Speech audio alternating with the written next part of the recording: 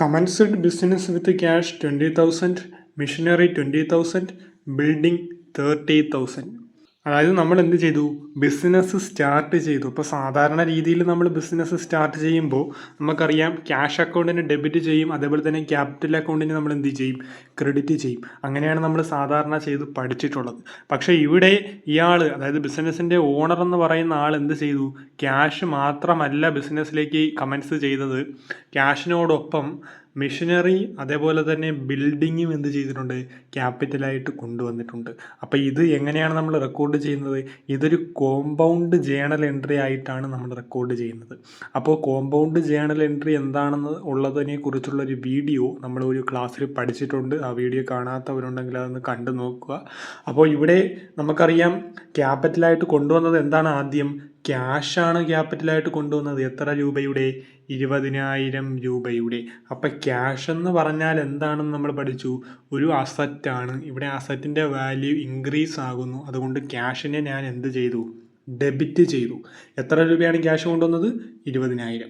ഇനി മെഷീനറി കൊണ്ടുവന്നിട്ടുണ്ട്. നേരത്തെ ചെയ്തതുപോലെ തന്നെ അസറ്റാണ്. അസറ്റ് കൊണ്ടുവരുമ്പോൾ അസറ്റിൻ്റെ വാല്യൂ അവിടെ ഇൻക്രീസ് ആകുന്നു. അതുകൊണ്ട് നമ്മൾ എന്ത് ചെയ്യും, ഡെബിറ്റ് ചെയ്യും. മെഷീനറി അക്കൗണ്ടിനെ ഡെബിറ്റ് ചെയ്തു, 20,000 കാണിച്ചു. അതേപോലെ തന്നെയാണ് നമ്മൾ ബിൽഡിംഗ് അക്കൗണ്ടിനെ എന്ത് ചെയ്തു, ഡെബിറ്റ് ചെയ്തു. ബിൽഡിംഗ് അയാൾ ക്യാപിറ്റലായിട്ട് അദ്ദേഹം കൊണ്ടുവന്നിട്ടുണ്ട്. എത്ര രൂപയാണ്, 30,000 രൂപ.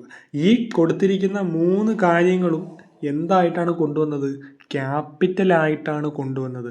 അപ്പോൾ ടു ക്യാപിറ്റൽ എന്ന് കാണിച്ചിട്ട് ക്യാപിറ്റലിനെ ക്രെഡിറ്റ് ചെയ്യുന്നു. എത്ര രൂപയാണ് ക്യാപിറ്റലായിട്ട് കൊണ്ടുവന്നത്, 20,000 രൂപ അല്ല. ഇവിടെ 20,000 cash plus machinery 20,000 plus building 30,000. അപ്പോൾ ടോട്ടൽ 70,000 രൂപയാണ് ക്യാപിറ്റലായിട്ട് കൊണ്ടുവന്നത്. Next, purchase goods ₹10,000 from Anil and paid half of the amount. അതായത് 10,000 രൂപയുടെ ഒരു പ്രോഡക്റ്റ് നമ്മൾ അനിൽ എന്ന് പറയുന്ന ആളുടെ അടുത്ത് നിന്ന് വാങ്ങി. പക്ഷേ നമ്മളെ കയ്യിൽ കൊടുക്കാൻ 10,000 രൂപ ഇല്ല. നമ്മളെ കയ്യിൽ പകുതി പൈസയേ ഉള്ളൂ. അതായത് ഹാഫ് ഓഫ് ദി എമൗണ്ട് എന്ന് പറയുന്നുണ്ട്. അതായത് പകുതി പൈസ, അതായത് 10,000-ൻ്റെ പകുതി 5,000. നമ്മൾ 5,000 രൂപ കൊടുത്തു, സാധനം വാങ്ങി, ബാക്കി 5,000 പിന്നെ തരാമെന്ന് പറയുന്നു. അതായത് ഒരു ക്രെഡിറ്റ് എന്നുള്ള രീതിയിലാണ് ഇവിടെ വന്നിരിക്കുന്നത്. അപ്പോൾ ഇവിടെ നമ്മൾ പർച്ചേസ് ചെയ്തത് എന്താണ്, ഗുഡ്സ് ആണ് പർച്ചേസ് ചെയ്തത്. അപ്പോൾ നമ്മളത് പിന്നീട് സെയിൽ ചെയ്യുന്നതിന് വേണ്ടിയിട്ടാണ് പർച്ചേസ് ചെയ്യുന്നത്. അതുകൊണ്ട് നമ്മൾ പഠിച്ചു, പർച്ചേസ് എന്ന് പറയുന്ന അക്കൗണ്ടിലായിരിക്കും നമ്മൾ കാണിക്കുന്നത്. പർച്ചേസ് എന്ന് പറയുന്ന എക്സ്പെൻസ് കൂടുന്നത് കൊണ്ട് നമ്മൾ പർച്ചേസിനെ ഡെബിറ്റ് ചെയ്യുന്നു. Purchase account debit. ഇവിടെ കാണിക്കേണ്ട എമൗണ്ട് എത്രയാണ്, 10,000 ആണ്. കാരണം നമ്മൾ വാങ്ങിയ ഗുഡ്സിൻ്റെ യഥാർത്ഥ റേറ്റ് എത്ര രൂപയാണ്, 10,000 ആണ്. 10,000 രൂപയുടെ പ്രോഡക്റ്റാണ് വാങ്ങിയത്. അപ്പോൾ 10,000 രൂപ കാണിക്കണം. ഇനിയാണ് നമ്മൾ എന്ത് ചെയ്യുന്നത്, ക്രെഡിറ്റ് ചെയ്യുന്നത്. കാരണം നമ്മൾ എന്ത് കൊടുത്തു, paid half of the amount, 10,000-ൻ്റെ പകുതി 5,000 രൂപ നമ്മൾ ക്യാഷ് ആയിട്ട് കൊടുത്തു. അപ്പോൾ ക്യാഷ് ആയിട്ട് കൊടുത്തത് കാണിക്കണം. ക്യാഷ് പോയാൽ ക്രെഡിറ്റ് ചെയ്യും, ടു ക്യാഷ് 5,000.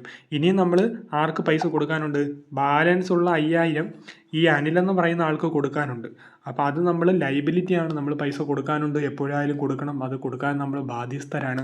അപ്പോൾ ആ ലൈബിലിറ്റി അവിടെ കൂടുന്നത് കൊണ്ട് നമ്മളതിനെ ക്രെഡിറ്റ് ചെയ്യുന്നു. അതുകൊണ്ട് ടു അനിൽ എന്ന് കാണിച്ചു 5,000. അപ്പോൾ 5,000 എത്രയായി, 10,000. നെക്സ്റ്റ് ഇവിടെ കൊടുത്തിരിക്കുന്നത് എന്താണെന്ന് വെച്ചിട്ടുണ്ടെങ്കിൽ നമ്മൾ എന്ത് ചെയ്തു, 4,000 രൂപയുടെ ഒരു ഫർണിച്ചർ വാങ്ങി. അപ്പോൾ 4,000 രൂപയുടെ ഫർണിച്ചർ വാങ്ങി.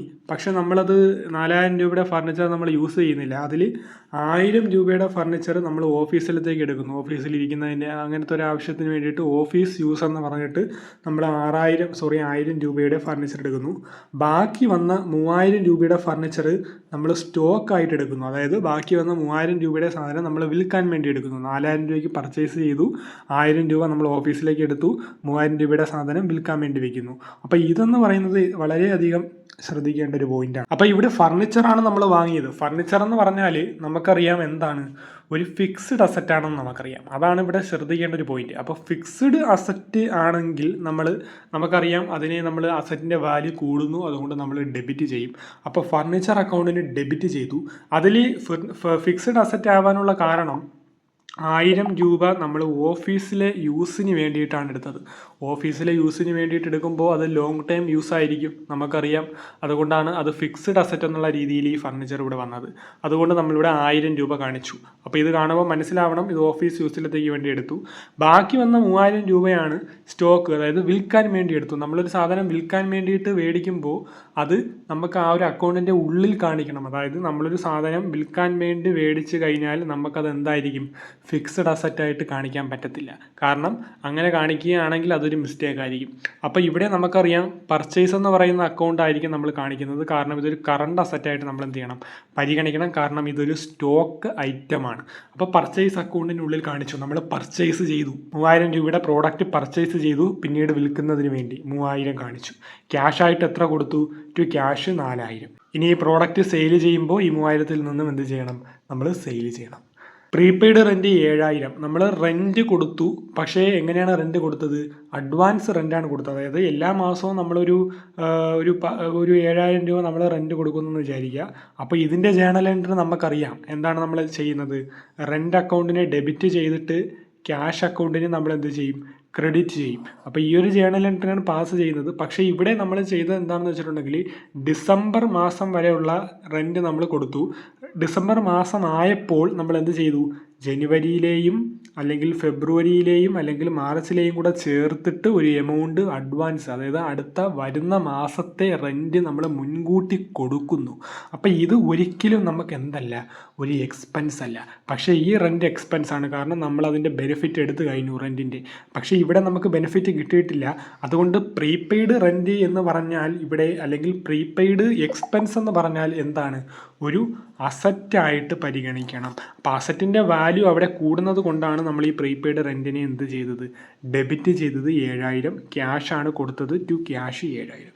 അപ്പോൾ ഇതിൻ്റെ ഒരുപാട് ഏരിയാസ് ഇതിൽ വരുന്നുണ്ട്. എന്താണ് പ്രീപെയ്ഡ് എക്സ്പെൻസ്, പ്രീപെയ്ഡ് എക്സ്പെൻസ് നമ്മൾ എങ്ങനെ റെക്കോർഡ് ചെയ്യും, അത് അടുത്ത മാസം അല്ലെങ്കിൽ ആ ഒരു മന്ത് എത്തുമ്പോൾ നമ്മൾ എങ്ങനെയാണ് അഡ്ജസ്റ്റ് ചെയ്യുന്നത്, ഫൈനൽ അക്കൗണ്ട്സിൽ ഈ ഒരു ജേണൽ എൻട്രി പാസ് ചെയ്താൽ അതിൽ വരുന്ന വ്യത്യാസം എന്താണ് എന്നുള്ളൊരു വീഡിയോ നമ്മൾ ചെയ്തിട്ടുണ്ട്. ആ വീഡിയോ കാണാത്തവർ ഉണ്ടെങ്കിൽ കാണുക.